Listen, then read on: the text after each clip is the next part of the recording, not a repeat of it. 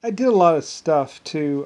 There's lots of things where like explosive ordinances, like I say, I was the leading number one seller of like nitroglycerin and or glycerin, and and uh, and also other things like dynamite, and there's also things like some people would buy just the glycerin from me, and they wouldn't, and then they would add in their own sawdust or own mixture of other stuff. You know, it was like the cheaper way instead of me having to have to go through all the labor of making the individual sticks, and then and plus if you were going to do a mine, you know, you'd rather get like a whole bunch of glycerin and then just have someone packing it on site or whatever.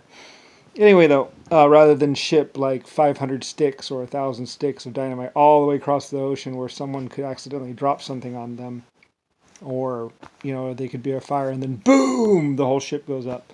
And like I say, when a big pile of dynamite goes up, usually there's splinters.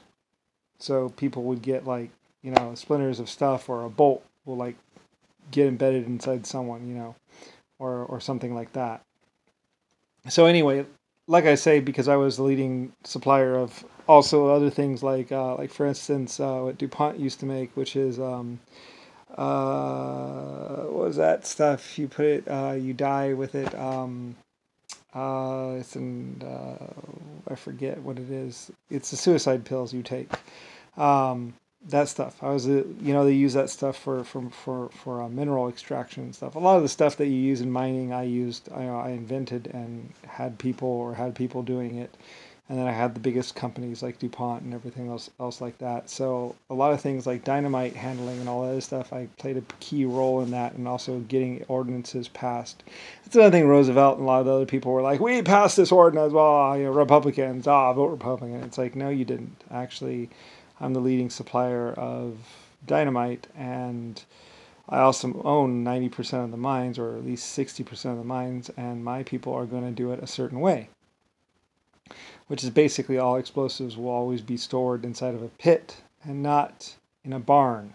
Like, I was very fussy about that. I was like, you are not going to store these explosives in a barn. You're going to store them in the ground, where if there is an explosive explosion of all the explosive, or if there is a fire, it won't take out the whole friggin' town. Like I said, there were a couple barns where there's like 50 cases inside of a barn, and then there's a fire or something like that. It gets on the bus, and then boom, whole place goes up.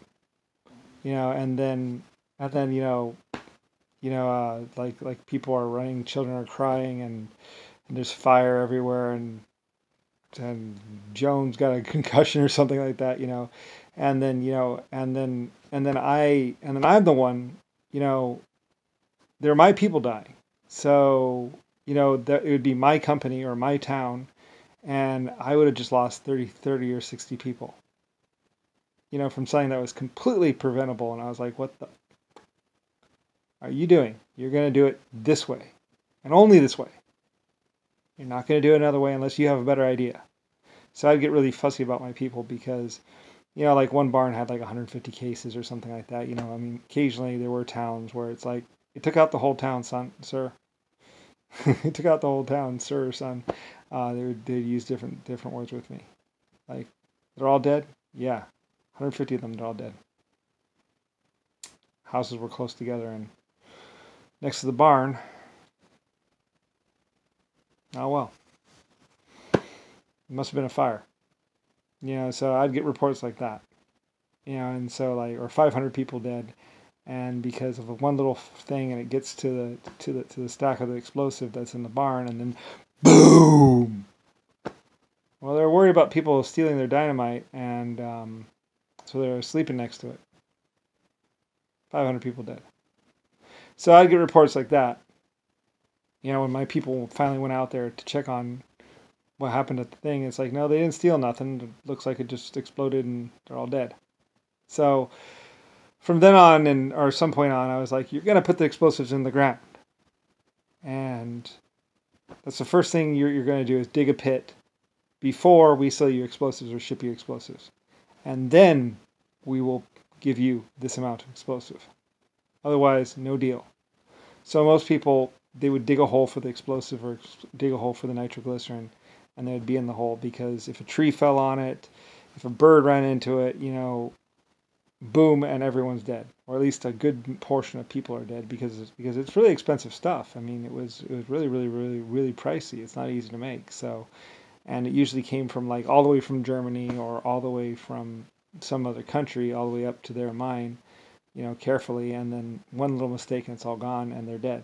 So, for their safety and my safety of mind, peace of mind, I had regulations. They would always dig it. They would always dig a hole, and my person would go out there and actually inspect the hole. That's another thing is before the nitroglycerin was sold to anyone, my people would go out to these sites and be like, okay, you got the hole, yep, check, okay.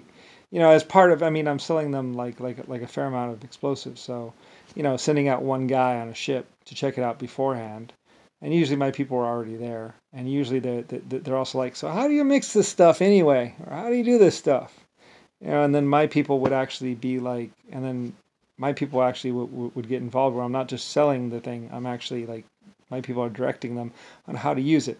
Well, you do that, and then you don't pack it too hard. We had instruction people where they were actually instructing the miners how to mine and stuff. So I got integrally part of the system no matter what. When I was a distributor, my people would be going out to these mines and they'd be like, well, so how do you use this stuff? And so I had trained people and a whole staff of people that would go out to these mines. They would make sure that there was a hole in the ground and that it was safe for the explosives to come, and then the explosives, and we'd actually ship the explosives. The person would arrive in days in time to make, in time. So if there wasn't a hole, they'd be like, well, you need a hole. Get that, and then get your guys over here and dig that hole, and then the explosives will be here in a couple days. And the explosives had already left and already were coming up. It's just that, the guy gets there like a couple days before, so we don't have any lag time. So then they would dig the hole and everything, and then they'd put it in, and then they would usually talk to my people for a couple days or something, or some amount of time, and my people would sometimes become an integral part of things. Well, why don't you stick around for a while, and so my people were getting paid quite a bit, and stuff like that, because like, well, how much would it cost for you to stick around for a couple days? My people were like, well, silver or something like that. Silver coin, something, some amount of money. So my people were making a lot of money just by advising on mining and stuff like that. So, they would stick around, and then they would become a bigger part sometimes of the mine. If the miners were doing really well, it's like, well, so how do we do this? And and so my people that were just on a lot of mines, they would actually just stick around, and they would become like these huge partners and be like, well, they need some more explosives. And the next thing you know, we're shipping them steam equipment. They're like, oh, we strike it rich, okay. And it, so my people are order people, so we're sending them steam equipment and other stuff.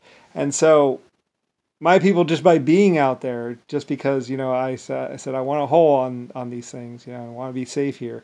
My people would end up becoming these huge partners, and I'd become a partner in the mine that way because my people were advising them on how to mine the mine.